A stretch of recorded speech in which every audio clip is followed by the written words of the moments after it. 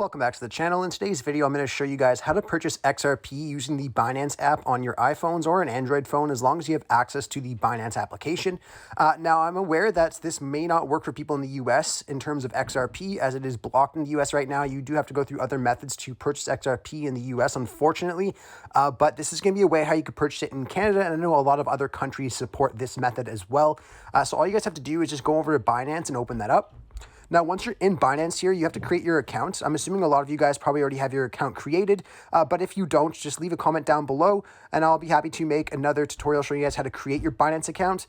Anyhow, once you're in Binance here and you have your account on and you're hooked up and everything like that, all you guys have to do is go over to where it says credit and debit card over here on the right side, and then you just have to switch the Bitcoin over to XRP.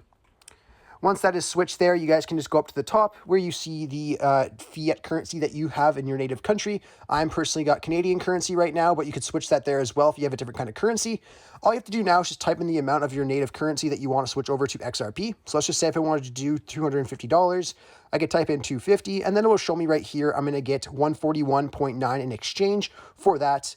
And then, of course, if you're okay with that exchange, you click on continue. And then here it'll show the total and the exact fee you're going to pay and things like that for your purchase, and then your conversion rate as well. So 1 XRP equals 1.76 Canadian dollars. So if you're okay with that rate there, you guys can go ahead and click on confirm on the bottom. Once you guys click on confirm, you can then back out of here, go over to your wallets, and your XRP will appear in your wallet right here. Now, if you guys need help removing it from Binance and into a secure wallet, just let me know. I'll be happy to make a tutorial showing you guys how to do that as well.